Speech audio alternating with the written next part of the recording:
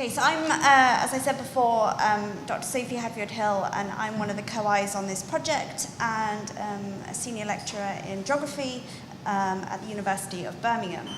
And I'm going to use the next 15 minutes to tell you about a couple of projects that I've been working on that's feeding in to this new project, Learning from Small Smart Cities.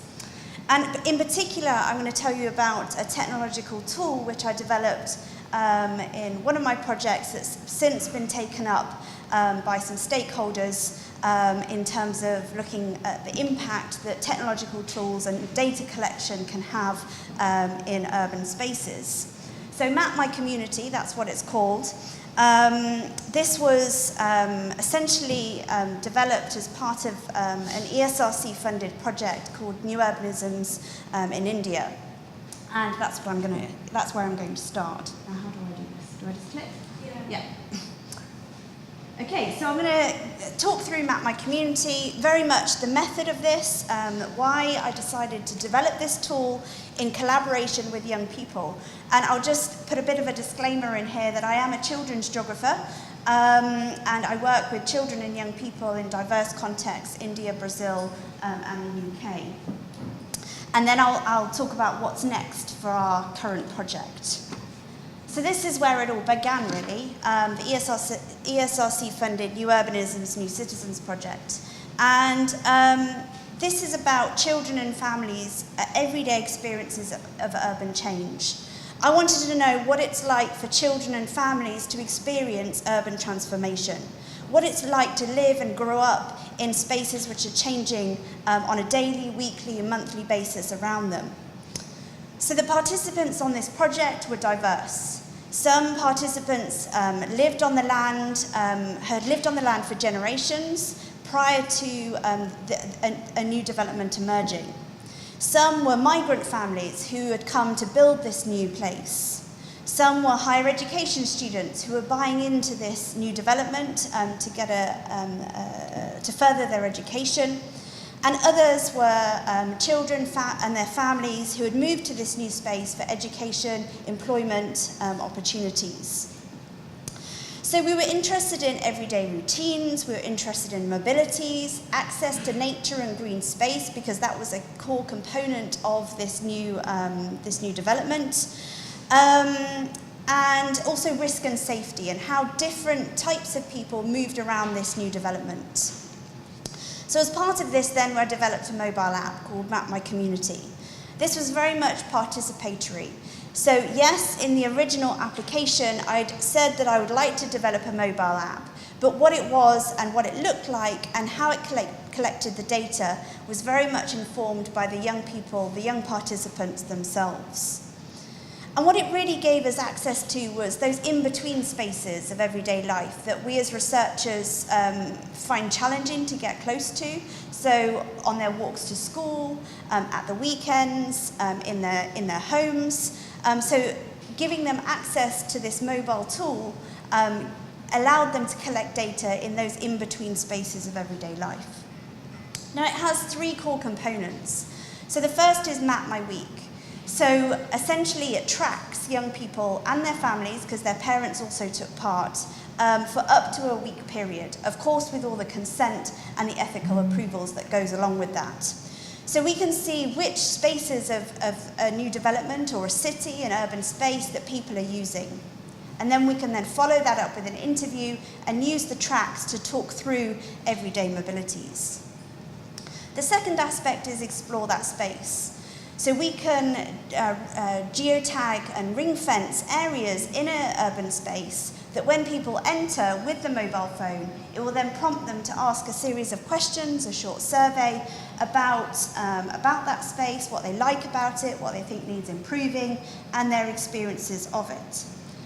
And then the third aspect is capture that, where essentially the mobile app just talks to the camera and young people can take pictures of anything they like about their community to show the researcher. So in some instances, young people took 5 photographs during the week. In other instances, we had over 200 photographs taken of their everyday lives. And that was a very long interview afterwards to follow that up. So this was where it all began. And I spoke about the app at a conference in Delhi.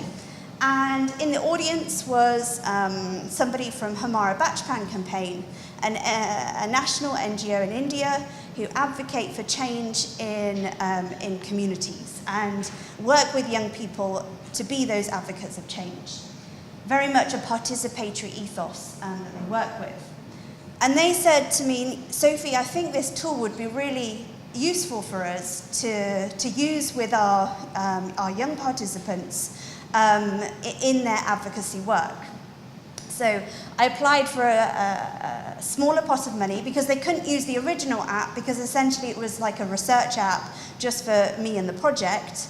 So I was able to apply to the ESRC IAA money, impact money, to then enable the young people who HBC work with to make this into their own, to kind of co-tweak it with me so they could then use it in their own work. So again, it was used as a mapping tool, but in this instance, it was used to advocate for change. And as young people, as researchers then, I found that we were very much a facilitator in this process. It was really HBC and the young people who took the lead on this project. And it was just really my initial tool that was helping them through this. So with the Delhi project then, and HBC, they wanted two features of the app. They wanted the explore that space and the capture that. The tracking wasn't really useful to them. And then within those two categories, they then, the young people themselves then came up with a list of questions that they wanted to be put into the app so that other young people could collect data about their local communities. So I've just put up here kind of a list of the process.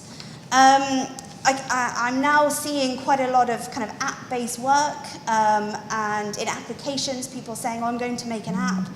It's actually quite a difficult process. And so I just wanted to make people aware of sort of the steps and the stages that are involved. But I am by no means an app developer. I've now learned quite a lot about it, but that's because of the people that I worked with. So I worked with a company called Bluetel, based in Birmingham, who were the original creators of Map My Community.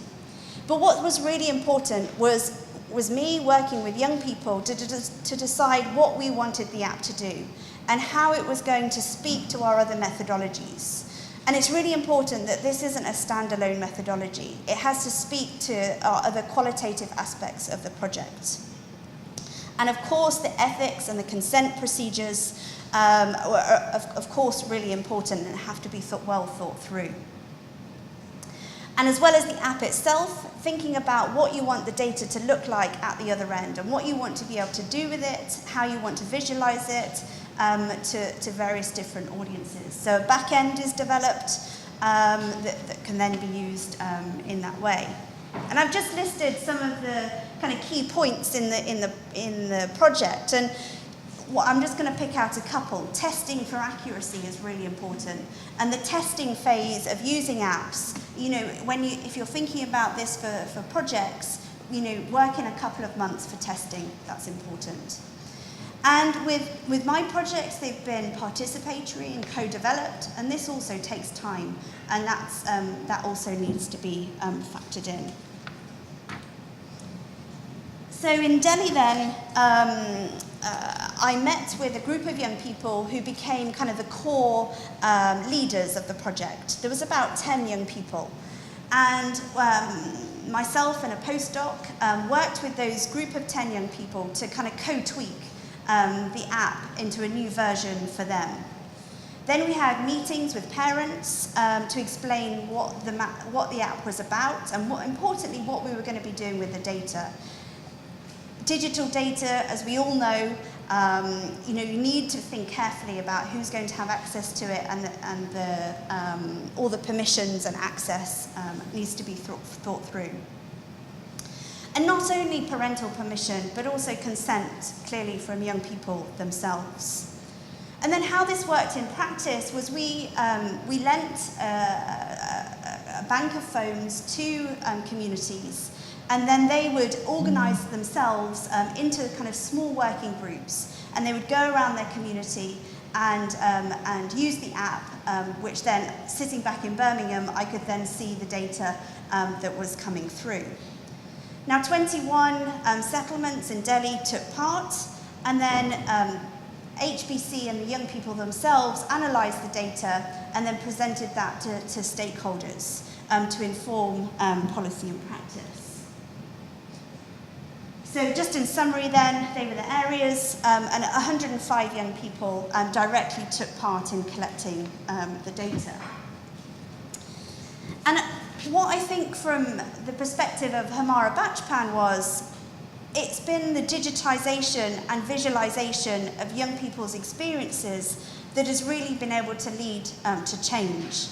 For them, it's been able to give young people's voices kind of further clout with local and regional decision makers. Because, I mean, HBC, they've been advocating for change, I can't remember how many years they've been going, but they've said that this tool has just given them a bit more, I think, clout with the people that they're trying to influence.